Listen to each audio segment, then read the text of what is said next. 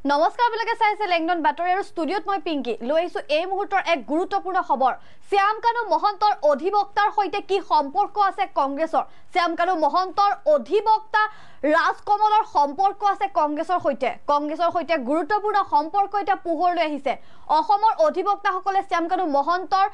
আবেদন তথা কেছ লবলৈ মনা কৰাৰ পাছত কোনোৱে নলও বুলি ঘোষণা কৰাৰ পাছত এতিয়া দিল্লীৰ এগৰাকী অধিবক্তাই গ্ৰহণ কৰিছে শ্যাম কানু মহন্তৰ গোচৰ আৰু শ্যাম কানু মহন্তৰ গোচৰ গ্ৰহণ কৰা অধিবক্তা ৰাজকমলৰ সম্পৰ্ক আছে কংগ্ৰেছৰ সৈতে এটা সম্পৰ্ক পোহৰলৈ আহিছে শ্যাম কানু মহন্তৰ গোচৰ লোৱাৰ পাছত এতিয়া ৰাজকমলৰ বিৰুদ্ধে এতিয়া সজাগ হৈ পৰিছে অধিবক্তা সমাজ অসমৰ অধিবক্তা সমাজে শ্যাম কানু তথা জুবিন গাৰ্গৰ মৃত্যুৰ সৈতে জড়িত অভিযুক্তসকলৰ গোচৰ নোলোৱাৰ সিদ্ধান্ত গ্ৰহণ কৰাৰ পাছতে দিল্লীৰ এগৰাকী অধিবক্তা ৰাজকমলে গ্ৰহণ কৰিছে শ্যাম কানু মহন্তৰ ইতিমধ্যে গোচৰ শ্যাম কানু মহন্তৰ হৈ উচ্চতম ন্যায়ালয়ত লেখ আবেদন জনাইছে অধিবক্তাগৰাকীয়ে আৰু তাৰ পাছতে এতিয়া পোহৰলৈ আহিছে অধিবক্তাগৰাকীৰ সম্পৰ্ক আছে কংগ্ৰেছৰ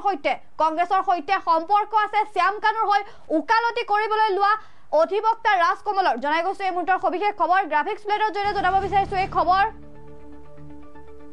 শ্যাম কানু মহন্তৰ সৈতে সম্পৰ্ক শ্যাম কানু মহন্তৰ অধিবক্তাৰ কি সম্পৰ্ক আছে কংগ্ৰেছৰ সৈতে শ্যাম কানু মহন্তৰ অধিবক্তাৰ সম্পৰ্ক আছে এতিয়া কংগ্ৰেছৰ সৈতে শ্যাম কানুৰ অধিবক্তাৰ এতিয়া সম্পৰ্ক থকাৰ তথ্য পোহৰলৈ আহিছে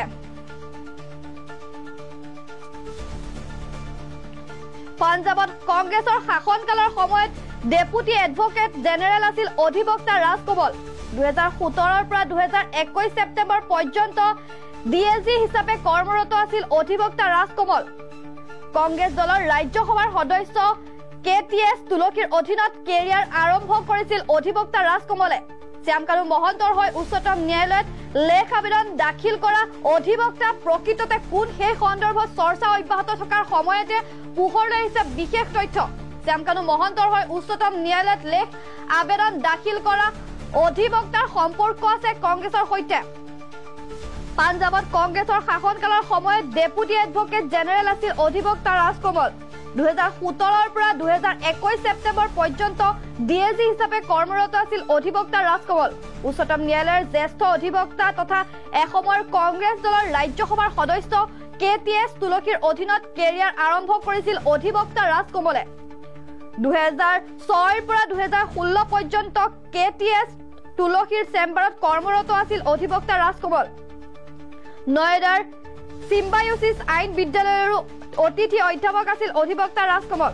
শ্যাম কানু মহন্তৰ হৈ উচ্চতম ন্যায়ালয়ত যি লেখ আবেদন দাখিল কৰা হৈছে ইতিমধ্যে শ্যাম কানু মহন্তৰ হৈ উচ্চতম ন্যায়ালয়ত লেখ আবেদন দাখিল কৰিছে অধিবক্তা ৰাজকমলে আৰু শ্যাম কানুৰ হৈ উচ্চতম ন্যায়ালয়ত লেখ আবেদন দাখিল কৰা অধিবক্তা ৰাজকমলৰ সম্পৰ্ক আছে কংগ্ৰেছৰ সৈতে বিভিন্ন সময়ত কংগ্ৰেছৰ হৈ মাত মাতি আহিছিল অধিবক্তা ৰাজকমলৰ হৈ ইতিমধ্যে সন্দৰ্ভত সামাজিক মাধ্যমত ভাইৰেল হৈছে কেইবাটাও বিশেষ পোষ্ট বিভিন্ন লোকে সামাজিক মাধ্যমত মন্তব্য প্ৰকাশ কৰিছে কংগ্ৰেছৰ সৈতে শ্যাম কানুৰ অধিবক্তাৰ সম্পৰ্কৰ সন্দৰ্ভত